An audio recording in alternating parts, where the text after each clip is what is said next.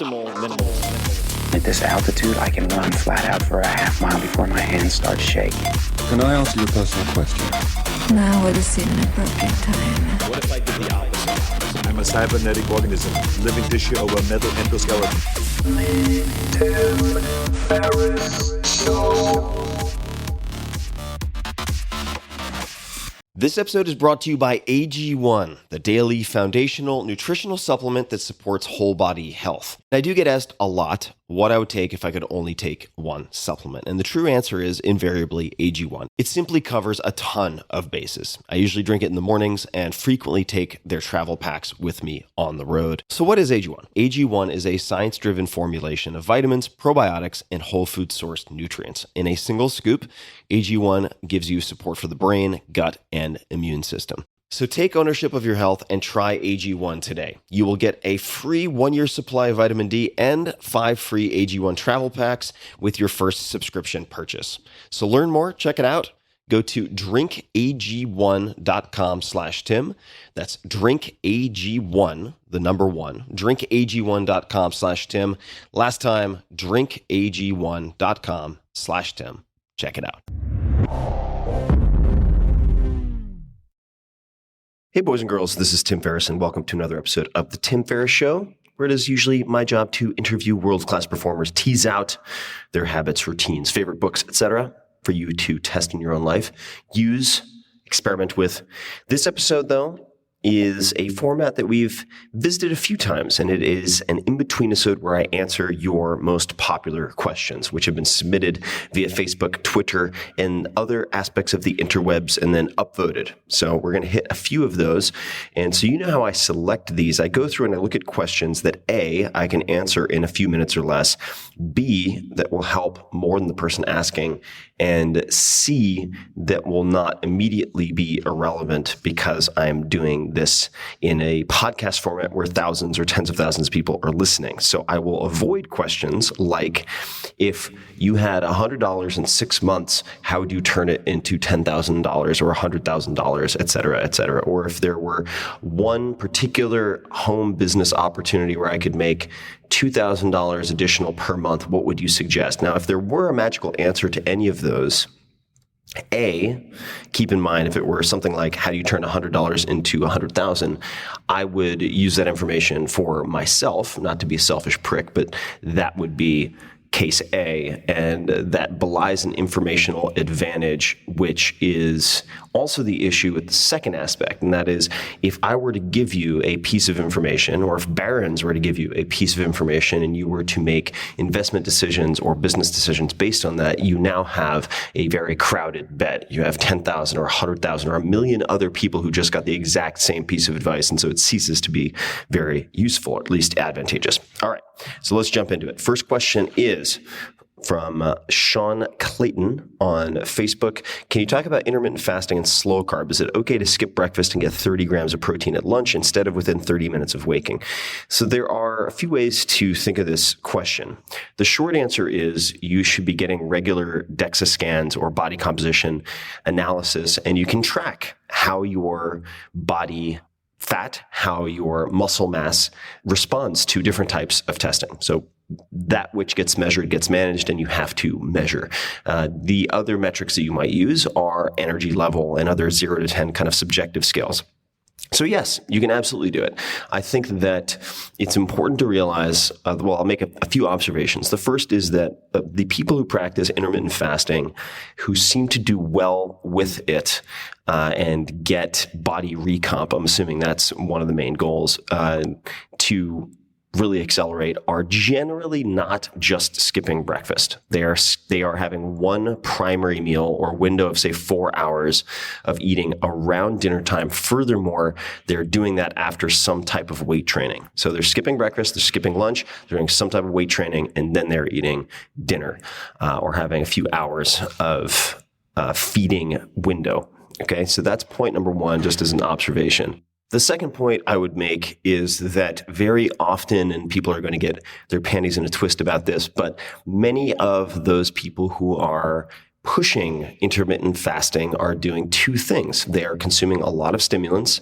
That could be caffeine, it could take other forms, and very often using, these are some of the figureheads, and I know this for a fact, using anabolic steroids such as Dianabol, which are oral and very nicely curb appetite. Okay, so you need to dig very deeply to make sure that the person you are emulating is following a protocol you are willing to follow. In my case, for the last, I'd say 10 days, I've been experimenting with exactly what I mentioned first, which is fasting until dinner, having a primary meal after a resistance training workout. But you have to test it. And I will say that very frequently what I find is if you're trying to go from a standard American diet or a diet that's completely out of control and you haven't developed the routines and default meals for a better diet like slow carb, you're better off doing that first before experimenting with a lot of fancy fasting. And that tends to deliver better results kind of per capita. If we're looking at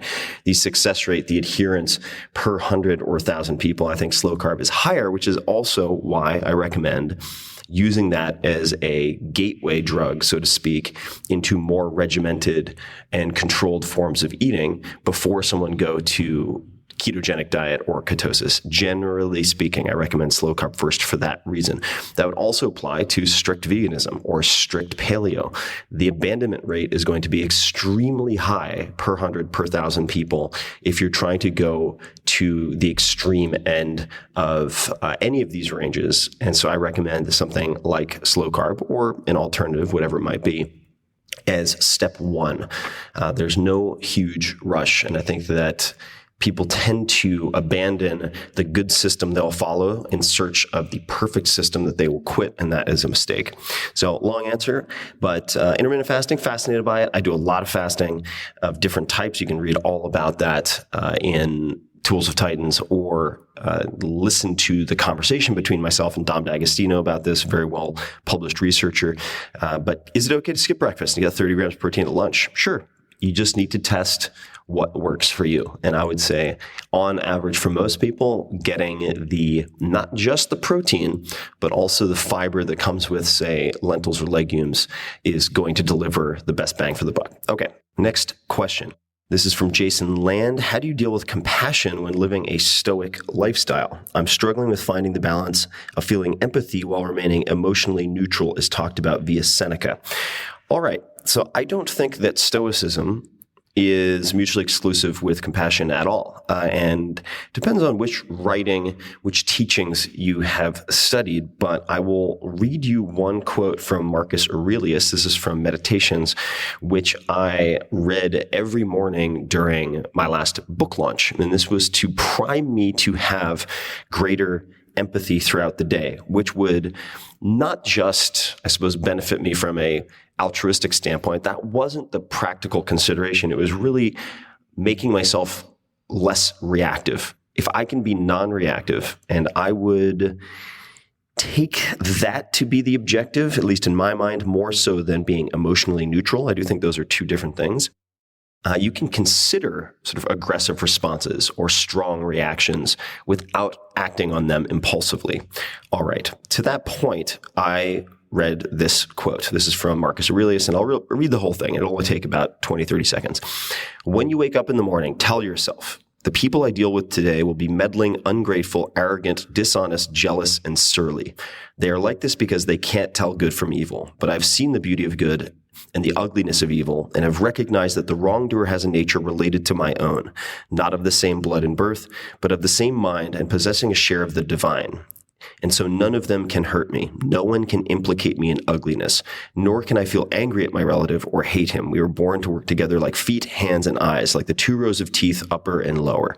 To obstruct each other is unnatural. To feel anger at someone, to turn your back on him, these are unnatural. And there you have it. And there are many other, I would say, excerpts like that, whether from Marcus Aurelius, Seneca, Epictetus, or otherwise.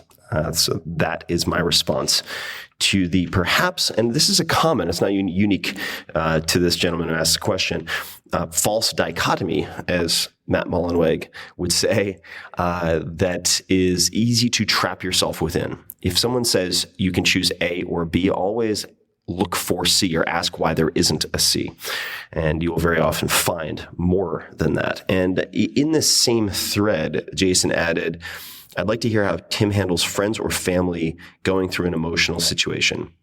Short answer to that is I would suggest checking out Nonviolent Communication and Neil Strauss. So you can Google both. Neil Strauss, Strauss.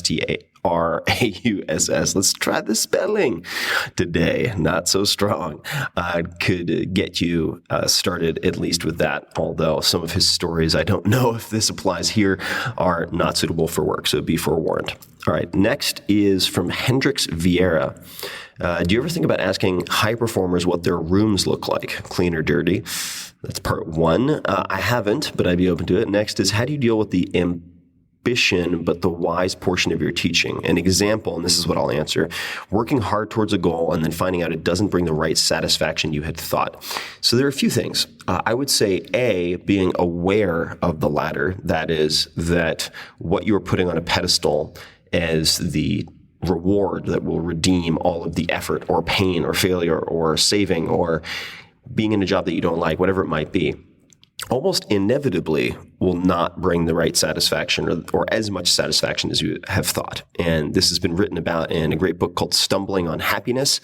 Might be Stumbling Upon, but I think it's Stumbling on Happiness by Daniel Gilbert, who's a professor at Harvard, and has been discussed also in the 4-Hour Workweek. I talk about mini retirements precisely for this reason. If you are contemplating dedicating 5, 10, 20 years of your life to a given career, a given track, the partner fast lane, whatever it might be, getting tenured, then perhaps you should, at the very least, test drive what the retirement in mind looks like. For instance, if you imagine yourself sailing on a boat around the world for the rest of your life, or the Caribbean or the Dalmatian coast, whatever it might be, then it would make sense that you allocate and really put a lot of planning into setting aside time and negotiating for time off, whatever it might be, so that you can get on a boat perhaps for at least 3 days, ideally a week or 2 weeks, to test if that is in fact the pot of gold at the end of the rainbow that you want to chase.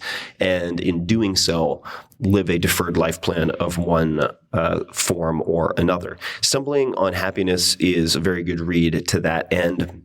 And what I've realized for myself, this came after reading a book called Spend Happier, which I'd give a 7 out of 10. There are parts of it that I don't like. But the general idea being, at least one facet of it, that the anticipation is the reward. So I am going to schedule multiple things each year, ideally 2 extended trips. I talked about this in the last podcast episode, 2 extended trips with family or friends of several weeks each, that allow me, say, in any given 6-month period to, with great anticipation, look forward to something. And I found that the anticipation is the reward. It's really 90% of the gift to other people or to yourself. And that is where I will stop that thought. So there you have it. All right, next is Daniel Newland I suppose it is. 21 upvotes. We spent a lot of time talking about success, but how about discussing tactics for rebounding from failure? Have you ever dedicated a tremendous amount of time and resources to something that didn't pan out? Yeah, short answer, yes. Many, many times. How do you choose your next direction, and what enabled you to succeed once you took that step? All right, in terms of next directions and things of that type, I think that fear setting is an exercise, and you guys can look it up. It'll pop right up. My name and fear setting is very useful, not only for engaging with new ventures or having uncomfortable conversations or making decisions that you've put off, but also rebounding from mistakes, accidents, and what you might consider failure. The second, and I would encourage you to read, you could certainly look up Systems versus Goals or Losers Have Goals, and the name Scott Adams. Scott Adams, the creator of Dilbert, has written a lot about this in his book as well, his latest book. But the basic idea is that if you are engaging and focusing on systems thinking, and I'm going to simplify this here, you are choosing, and I do this all the time, I'm choosing projects, and long-term listeners will know that I don't have 5 or 10-year plans. I generally look at my life as 6-month projects and 2-week experiments within those projects, and I choose those 6-month projects in such a way that even if they fail by the most objective metrics we might use, or in the eyes of those people who see me attempt a given project, that I develop relationships and skills that persist past that project. This is very, very critical. So whether a project fails or not, I can succeed regardless because I am accumulating skills and relationships that transcend and last much longer than the project itself. And if you do that, then just via snowball effect of skills and relationships over time, you will succeed on a meta level.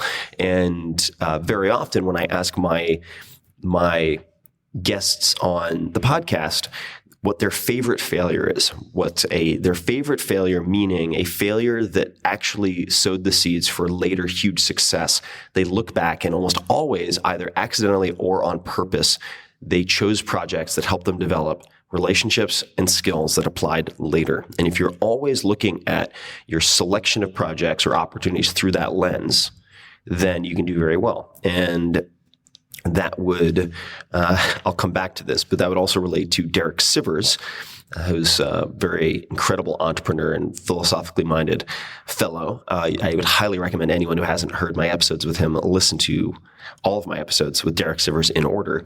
But he would say, and this is one of his directives when he's distilled down hundreds of books to these single lines that are rules for his life. And one of them is, and I'm pretty sure I'm getting this right, the best option is the one that creates more options. And systems thinking, as Scott Adams defines it, is very much compatible with that. Okay, next one is Taj Almiller. And this got cut off, but I will do my best here. If you wanted to improve your life exponentially within 1 month in health, knowledge, and behavior, first, what are the top 3 items you would buy that are all within $150 for each area you want to change? Second, then I got cut off. All right, so this is generally the question that I dislike asking, this type of question, because it's looking for a miracle answer in my mind, unreasonably short period of time. However, I'm going to give you an answer because exponentially probably doesn't apply here, but you never know. It could. Health, knowledge, and behavior. All right, so here's what I would do. If we're talking about a month, I'm going to expand it to a quarter within 3 months, but could happen within a month. A lot of connective tissue changes take a hell of a lot longer than that, but let's go with it. All right, so $150 in 3 categories: health, knowledge, and behavior. So within health, I would buy 2 kettlebells. And Taj, I'm assuming you're a male, but it doesn't really matter that much. Assuming you're not in terrible shape, you would get 1 35-pound kettlebell and 1 53-pound kettlebell. And you would focus on 2-handed swings and maybe goblet squats and a few other things. But just to keep it simple, because goblet squats also bring up all sorts of silly controversy, let's focus on a 2-handed swing. That's it. And you can look at, if you search my name and kettlebell swing, generally looking at 2 or 3 maximum swinging workouts per week in which you do a total of about 75 reps. And you can get a million different recommendations for how to do this. That has worked for thousands of my fans and is one of my defaults when I am time-starved but eager to stay in shape or get in better shape. Kettlebell swings, 2-handed, high rep sets. And you can Google that. So 2 kettlebells, less than $150, you're done. And if for whatever reason those are too expensive, you can look up T-bar kettlebell, the letter T, T-bell kettlebell, which allows you to use about, I'd say $10 with basic plumbing supplies you can get at Home Depot or elsewhere, Lowe's, to build a plate-loaded kettlebell. Then you have to buy the plates, which generally are about $1 a pound, let's say. And there you have your adjustable weight kettlebell. All right, next we have behavior, $150. What would I do? I would apply that $150 to something like coach.me, stick.com, stickk.com, or something like dietbet.com. Now, why is that? It's because most people don't fail to change their behavior because they don't understand in some abstract way the benefits. It's because they have insufficient incentives. You need a sufficient reward or punishment if you don't change this behavior. You should also start very, very small. You can look up BJ Fogg, Fogg, for that. But suffice to say, I've talked about this before, but I would apply the $150 to a betting pool where you will have extreme loss aversion if you do not reach your particular goal, which is related to a changed behavior. And I would utilize, when possible, embarrassment, humiliation, if you can, or guilt. These are all very useful emotions if channeled and applied in the right way. For instance, having an anti-charity on stick where the money goes into escrow, and unless you hit your goal, which is verified by judges that you can use on the platform, then your money goes to a nonprofit that you would rather nuke than donate money to. And I've had, say, Jewish friends do this with the American Nazi Party as an example. And very, very powerful. All right, next we have knowledge. I would say, I'm going to keep this short, buy Tools of Titans and then spend the remaining, whatever it is, $130 on additional incentives, meaning betting or Coach.me, Stick.com, etc. All right, next we have Ben Stein. So this is tangentially, or I would say partially related to a question that came up a lot related to Lyme disease. So here we go. Can you talk about the use of science versus experience? And I don't think those are mutually independent. I think that they can be one and the same, but let's come back. To Ben, have you ever found yourself in a situation where a method or technique works well, but there's no science that can thoroughly explain or back up your results? Your answer could be related to anything, but my question comes from thinking about your fitness-related shows, which I really enjoy, and the loads of self-experimentation that you've done. Thanks for your time. Okay. And there were a bunch of questions about Lyme, so I'll answer that here because it's an example. So, to reiterate, have you ever found yourself in a situation where a method or technique works well, but there's no science that can thoroughly explain or back up your results?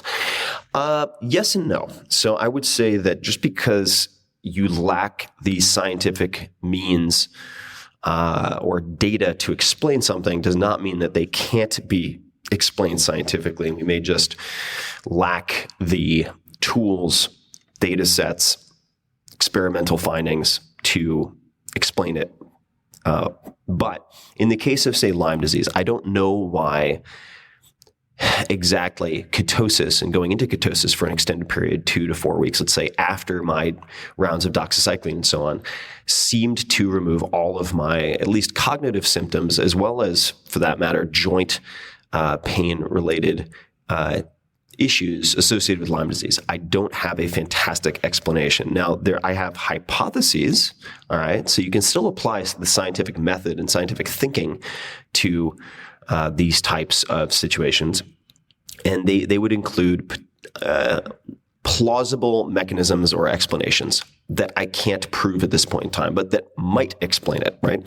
So we could look at, for instance, at least in the case of the joints, ketones can have a profound anti-inflammatory effect. All right, well, maybe that explains why my knees went from being the size of bloated softballs to back to normal, let's say, right? That could be one. Second could be the diuretic effect of a ketogenic diet when you remove carbohydrates. All right, that could be a secondary factor. Then, cognitively speaking, maybe, just maybe, and I have no idea, but the changes were so profound and so immediate as soon as I hit, say, 1.2, 1.5 millimolars. That's a measurement of beta-hydroxybutyrate, a type of ketone body in the blood, which you can measure with something called the Precision Extra, XTRA from Abbott Labs. The change was so immediate that leads me to think maybe, much like Alzheimer's is sometimes thought of as brain diabetes, and the reason being that the brain's ability to metabolize and utilize glucose is very severely impacted. Perhaps Lyme disease in some fashion affects glucose metabolism, carbohydrate metabolism, and therefore, much like when you, in some cases, supplement Alzheimer's patients with, say, coconut oil or MCT oil or exogenous ketones, meaning supplemental ketones, you see a dramatic change in their cognitive ability for the better. Maybe that is the answer, that I was not able to use glucose effectively for whatever reason, and could be mitochondrial dysfunction or otherwise, and therefore when I introduced ketones, in my case, going on a ketogenic diet and pulling it from my diet and body fat, my brain was able to use this alternate fuel source. Okay, so you can see that, and I highly, highly recommend either reading the book Bad Science by Ben Goldacre, who's a doctor, which teaches you how to not only not get tricked by bad science, but also think scientifically, or you could read a few of the excerpts that I put at the back of the 4-Hour Body, and you could check that out, which were pulled with permission from Bad Science and talk about how to not only read science well, but think about science, not as something that requires a white lab coat, but just requires proper sets of questions and a thinking framework. All right. Next, Eric Andrews. And I was looking for women, guys, but there just are not that many in the most top voted here, which I think is a byproduct of my audience being 85% or so male. But let's actually jump to a female one here, which is decently upvoted, but I don't know if I'll have a good answer for it. Andrea Jaunakais Schaefer. Do you find intimacy difficult? Do high performer personality types find it harder to accept the flaws in themselves and others? So let me answer those first. Do I find intimacy difficult? I don't find intimacy difficult per se across the board. There are aspects of it, however, which is your second question, that do relate. So for instance, do high performer personality types find it harder to accept the flaws in themselves and others? I think the answer is yes. So that would be, I think, a very straightforward answer. Next part of it, what are some of the drawbacks of being a high performer compared to the more average bloke or lass? I think that dissatisfaction generally and lack of ability to appreciate the small things is a huge drawback and handicap when it relates to type A driven personalities, which is why I suggest things like the 5-minute journal and morning pages, as well as stuff like the Jar of Awesome, which you can Google. I'm sure it'll pop right up, that help you to train that in a systematic way. Next question is Eric Andrews.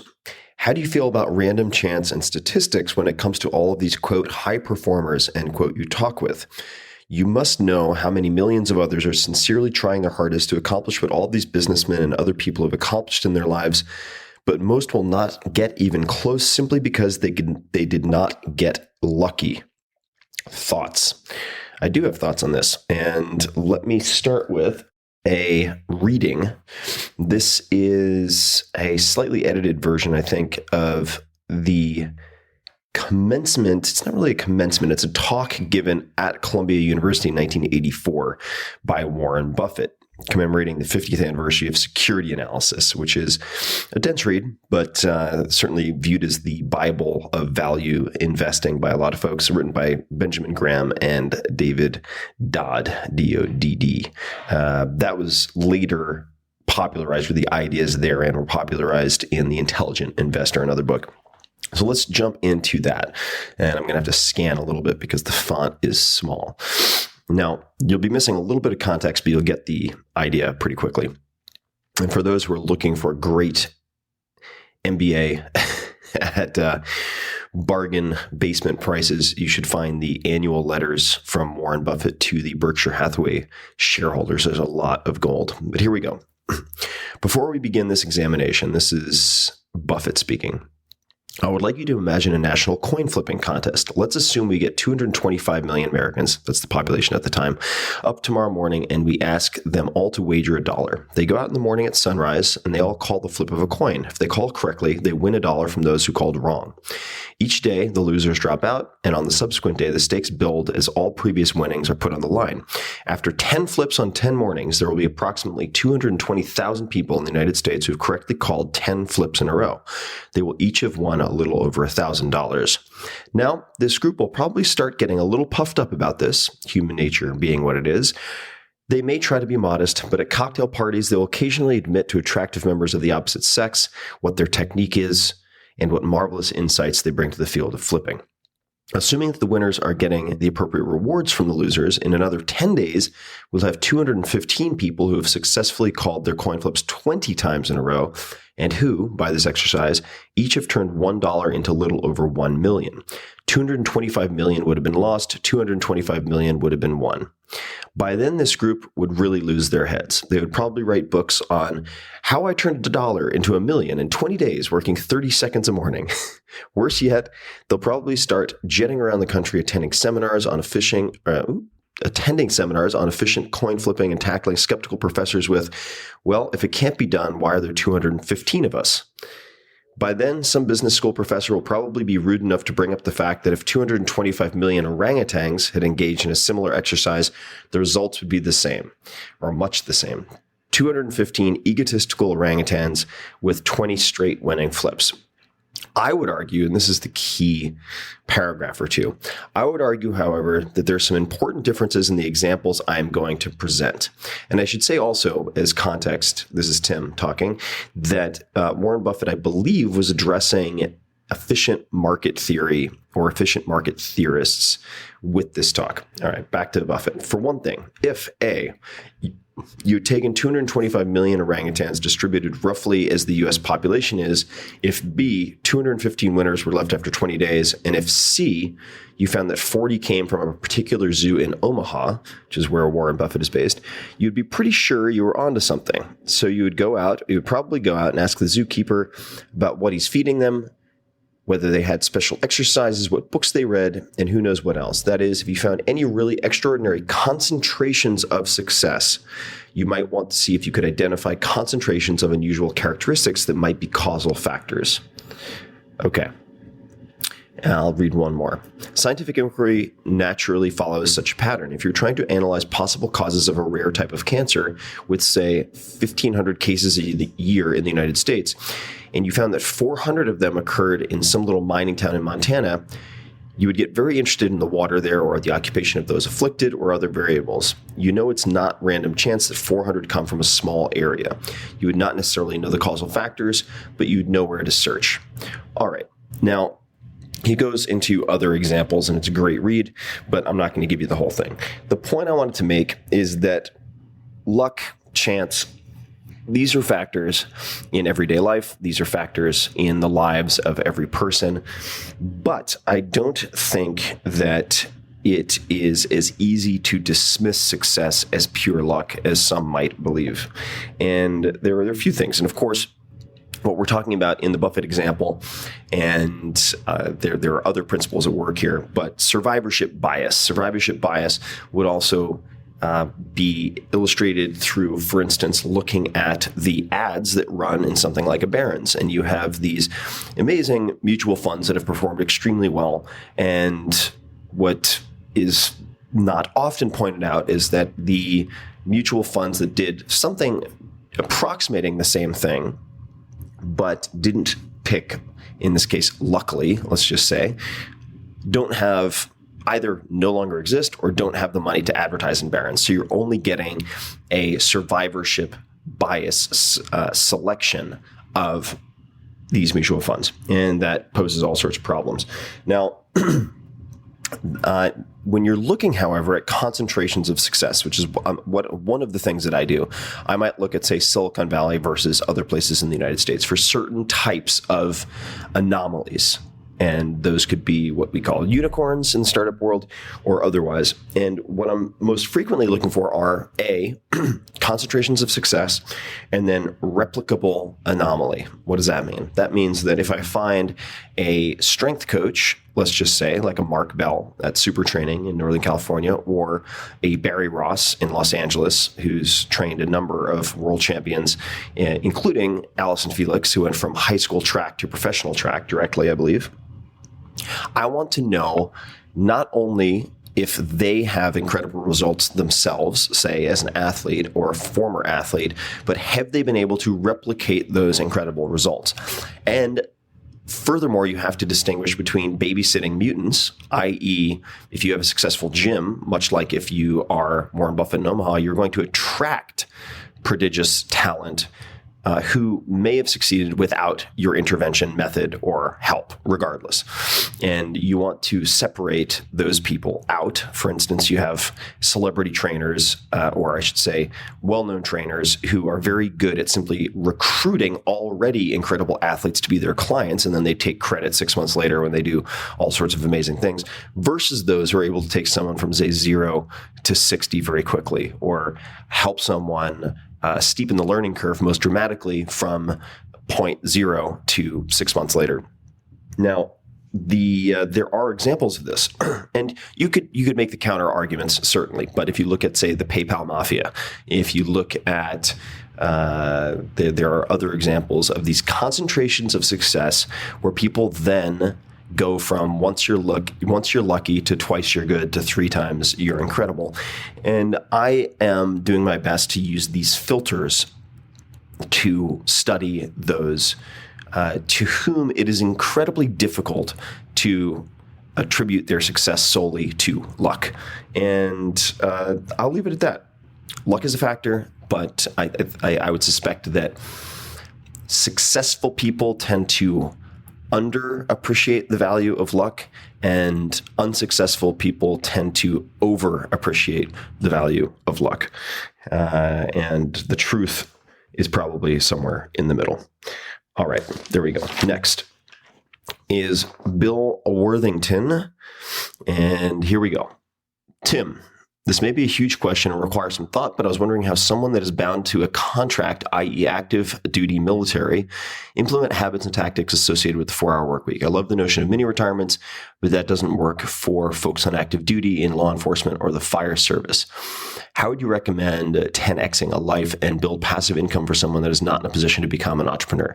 Thank you for your time and consideration. All right.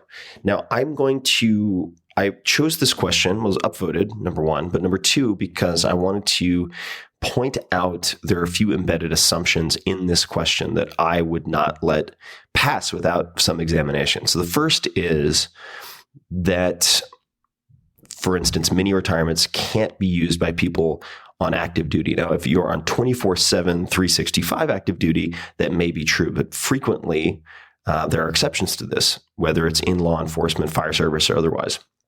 So I would study those exceptions, whether or not it's in your state, out of your state.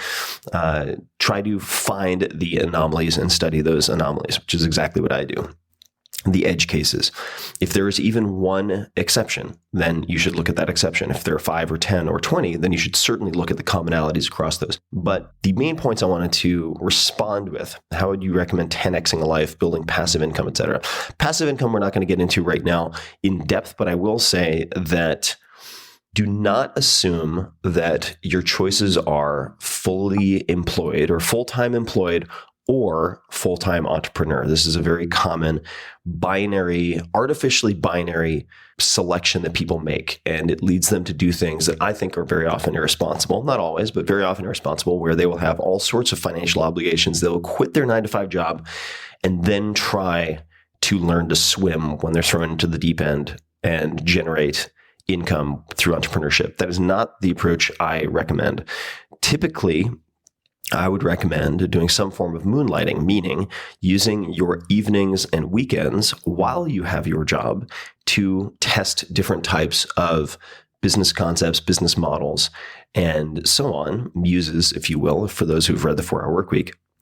And once you have demonstrated some traction, more specifically, people not just willing to buy, but handing their cash in some form over to you to buy your service or product.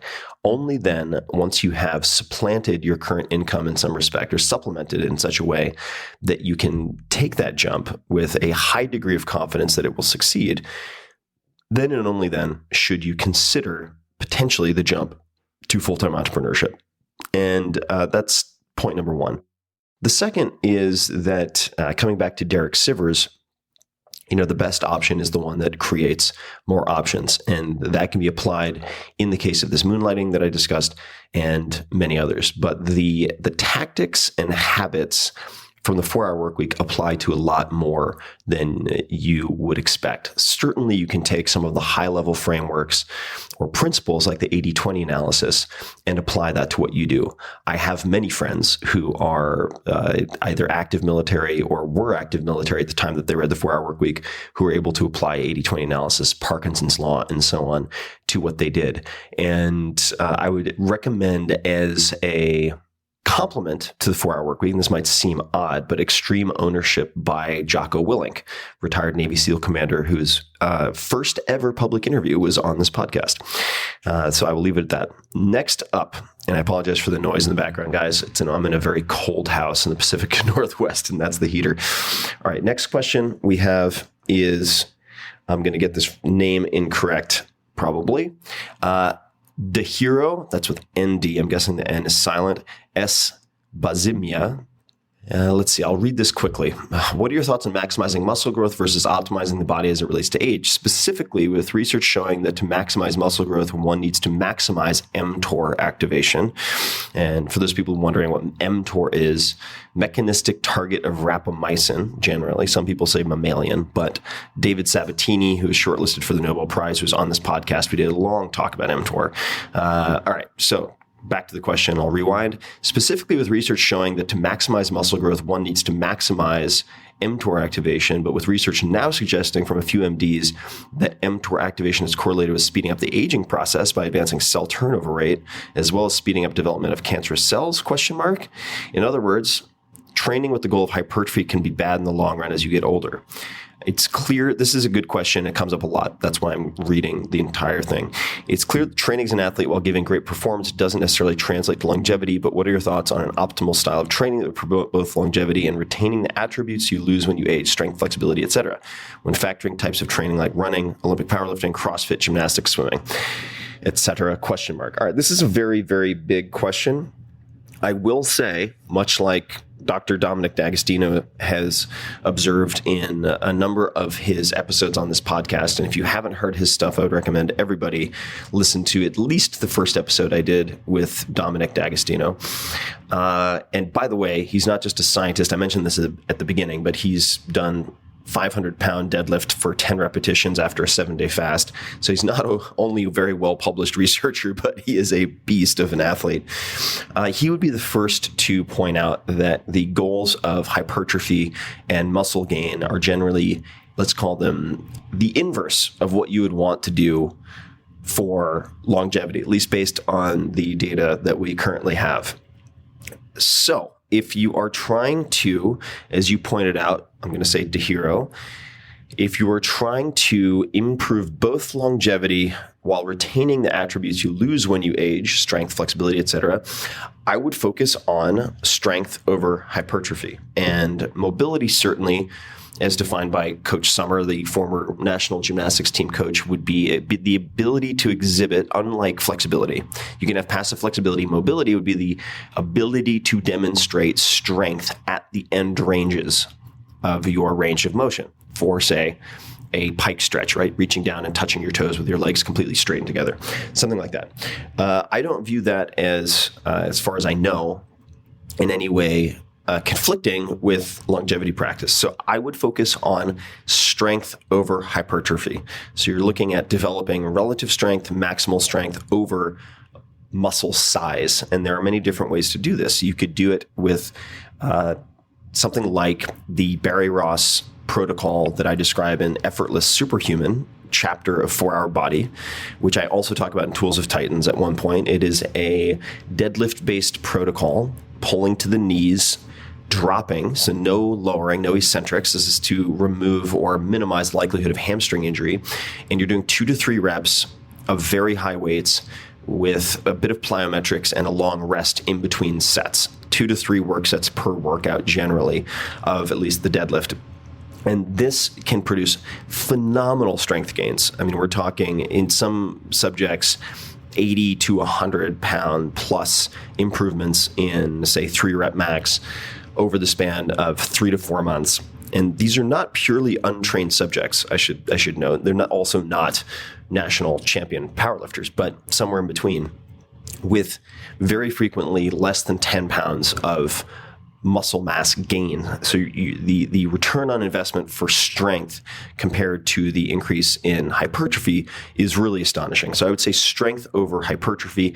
Strength can also be developed with gymnastic strength training, GST, along the lines of Coach Sommer, Sommer.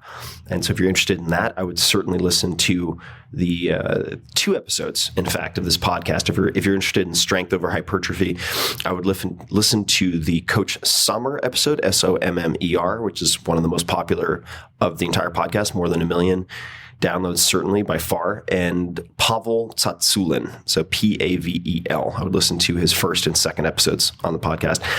And you could offset potentially some of the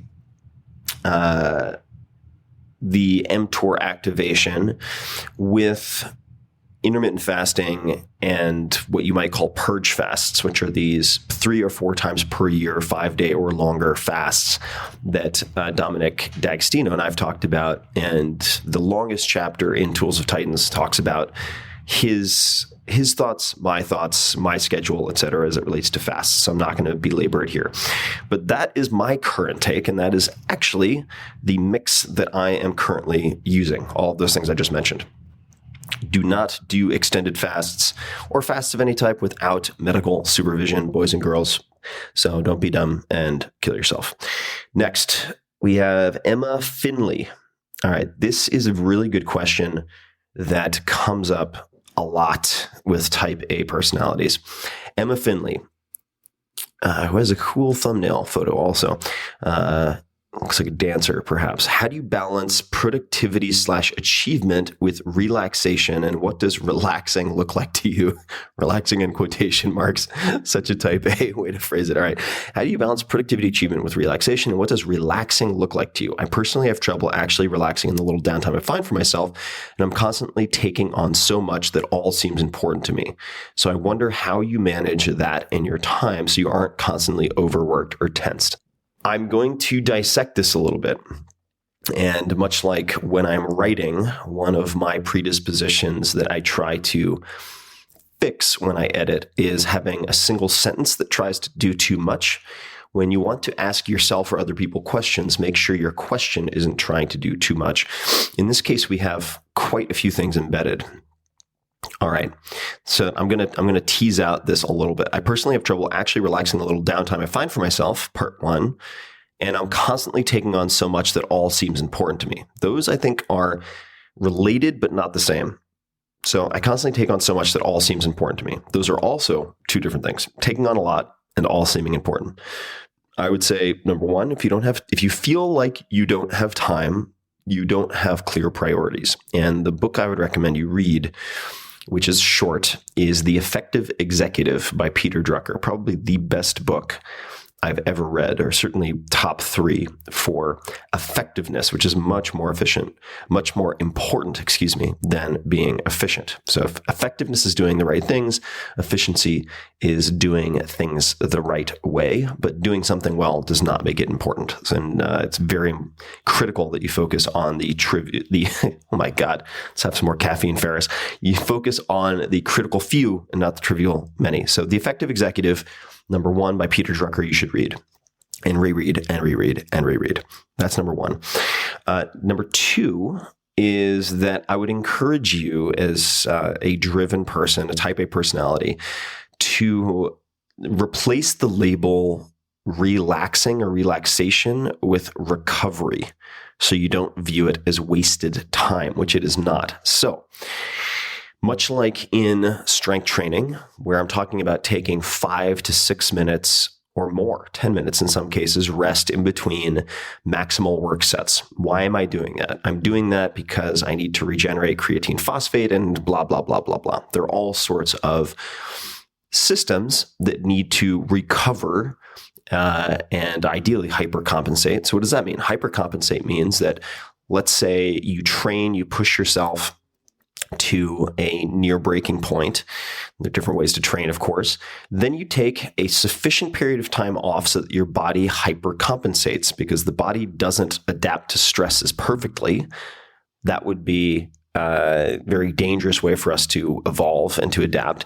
You hypercompensate with the expectation that the next stressor could be greater than the last. So if you strain yourself lifting 100 pounds, you get to near failure or failure, then next time around, if you wait sufficiently to recover, then you should be able to lift, say, 105 or 110 pounds.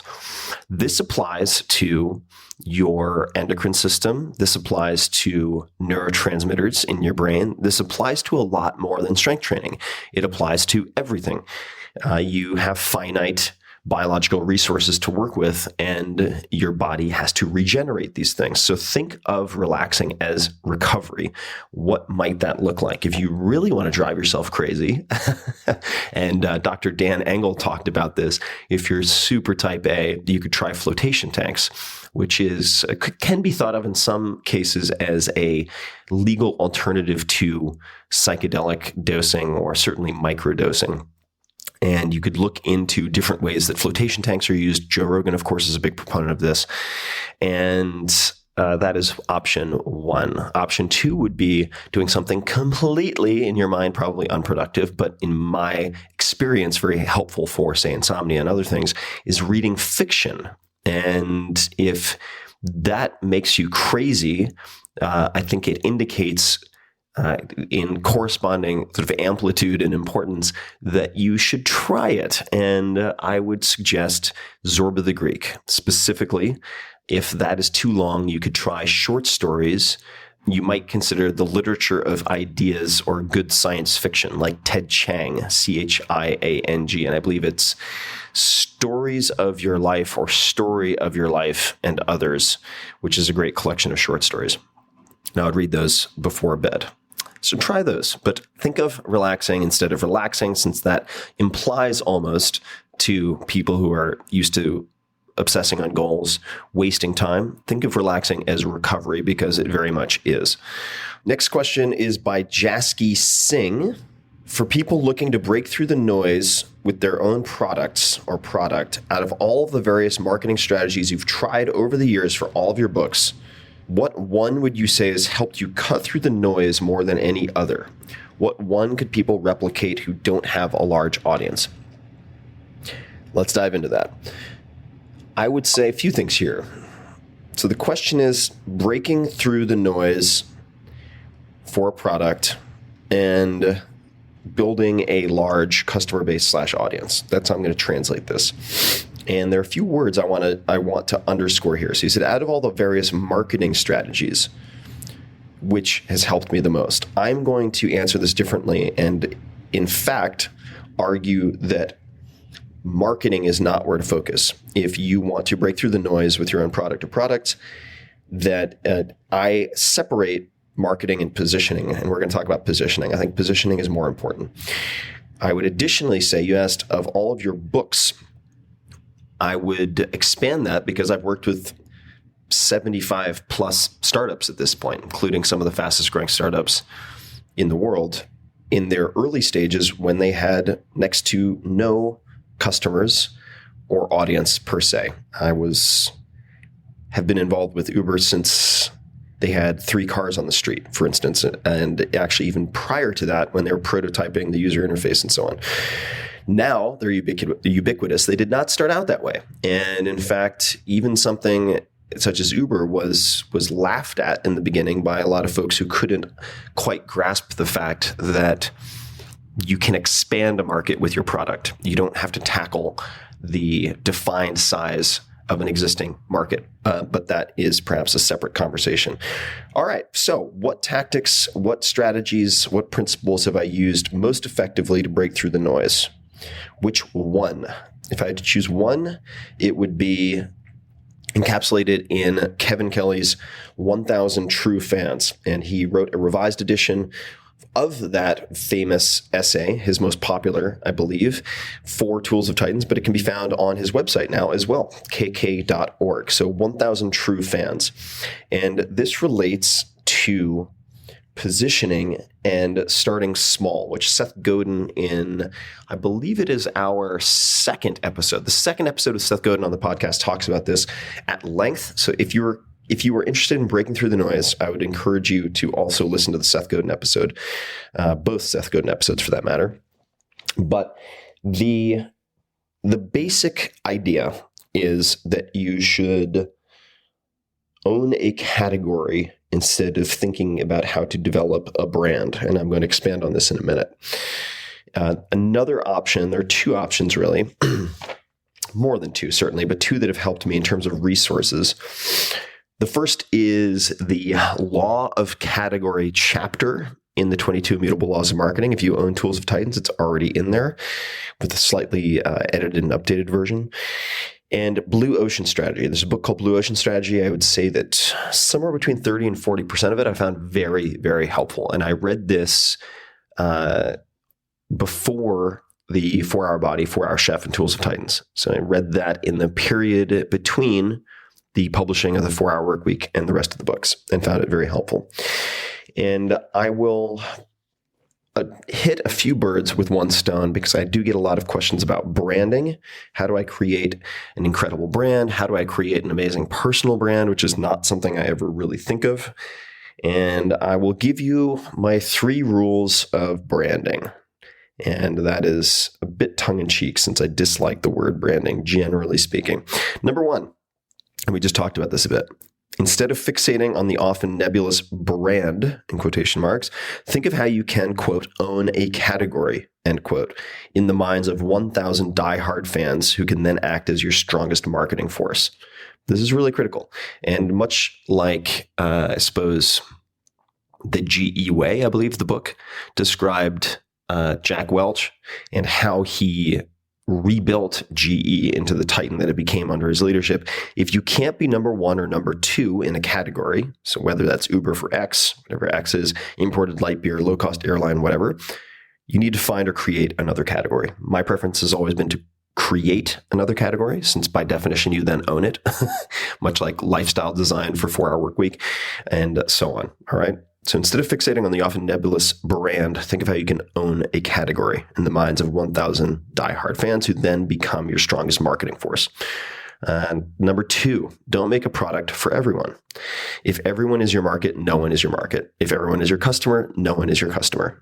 So don't make a product for everyone or every man or every woman. It's too broad. Particularly with the first versions of your product or service, it is better to have 1,000 people who love you, even if many hate you. It's better to have 1,000 people who love you than 100,000 who think you're kind of sort of cool. Great to 1,000 of these edge case nerds, for instance, and I use that in the most loving way possible, beats good to 100,000 of anything else, everyone else, every time. So in a social media, in a social sharing driven world, cultivate the intense few instead of the lukewarm many. All right. So really focus on the intense few instead of the lukewarm many, and make a product for those people. You can always expand later. It is very difficult and very painful to go from broad to narrow later. Start narrow, then go broad. Number 3, forget branding altogether. Forget branding. Forget it. At least in the way that, the very ambiguous way that it is usually used. I would suggest think about consistently over-delivering 1 or 2 benefits to your customers, users, fans, right? So think about consistently over-delivering 1 or 2 benefits to your 1,000 true fans. That's it. Branding is a side effect of consistent association. Your brand is what people think of most often when they hear your name, see your logo, whatever it might be. That's it. It's a side effect of consistent association. So consistently over-deliver 1 or 2 benefits to your 1,000 true fans. Don't put the cart before the horse. Put good business first, and good brand, whatever that is, will follow. It's a side effect. And I think that is what we are going to cover for today. So if you guys would like more of this type of Q&A, I have quite a few pages left with things I've selected that I can answer. Let me know if you'd like more of these. You can let me know on the Twitter at tferriss, TFERRISS, on Facebook, Tim Ferriss, Instagram, Tim Ferriss, or you can go into the show notes for this episode and every other episode. If you want links to the books and so on that I mentioned in this episode, just go to 4hourworkweek.com/podcast. You can find everything there. And if you have read Tools of Titans, I would love and very much appreciate a short review. It makes a world of difference, and I do pay attention. I do read reviews. I love to hear what you guys have thought of it. So if you did read the book, please leave a review. You can leave a review at Amazon, B&N, wherever you may have found your book. That would mean a lot to me. So thanks for listening, guys. And until next time, keep on experimenting. I'll talk to you soon. Hey guys, this is Tim again. Just a few more things before you take off. Number one, this is 5 Bullet Friday. Do you want to get a short email from me? Would you enjoy getting a short email from me every Friday that provides a little morsel of fun before the weekend? And 5 Bullet Friday is a very short email where I share the coolest things I've found or that I've been pondering over the week. That could include favorite new albums that I've discovered. It could include gizmos and gadgets and all sorts of weird shit that I've somehow dug up in the world of the esoteric as I do. It could include favorite articles that I've read and that I've shared with my close friends, for instance.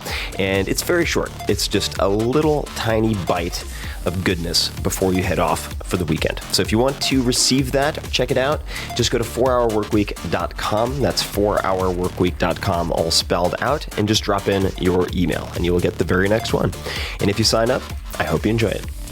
This episode is brought to you by 99 Designs. When your business needs a logo, website, business card, thumbnail, or any other design, I recommend checking out 99 Designs. I use them myself. I've used them for many years. I used them to create book cover prototypes for the 4-Hour Body, which went on to become a #1 New York Times bestseller. I've also used them for banner ads, illustrations, and much more. With 99 Designs, you get a variety of original designs from designers around the world. Give your feedback and then pick your favorite. Your happiness is guaranteed. So check out some of my competitions and designs and some of your competitions and designs from fellow Tim Ferriss Show listeners at 99designs.com/Tim. And right now, you can get a free $99 upgrade on your first design. So check it out, 99designs.com/Tim. This episode is brought to you by Trunk Club. There are two types of men out there. You know who you are. Guys who love shopping for clothes but are short on time, category A. And those of you who hate it, category B. I am in the latter category. My fashion sense is also probably somewhere between homeless and confused with a dash of lazy added in. Either way, you can take heart. And I've used Trunk Club now and have found some of my favorite pieces of clothing that make me look a lot better than I would be able to handle on my own. And there are many reasons for that. But you can get clothing that fits perfectly and looks amazing without ever stepping into a store again, thanks to Trunk Club. And they make it very, very easy. And the clothing is handpicked by a personal stylist, your own personal stylist. All you have to do is go to trunkclub.com/Tim. Type in your measurements, share your likes and dislikes. They'll pick your clothes from more than 80 top brands and ship them right to your door. You keep what you like, you send back what you don't. If you don't like any of it, send it all back. Doesn't matter. And Trunk Club is not a subscription service. This is what appealed to me among many other things. I didn't want to constantly be getting dinged by things or have to deal with the headache of constantly getting boxes. It's not a subscription service. Shipping is always free, and you have 5 days to try on the clothes. So, couple points here. Number one, get started today. Go to trunkclub.com/Tim. Try it out. You get premium clothes, expert advice, no work, no risk. That is a winning combo. And I have found some of my favorite espadrilles, shoes from them, bright green.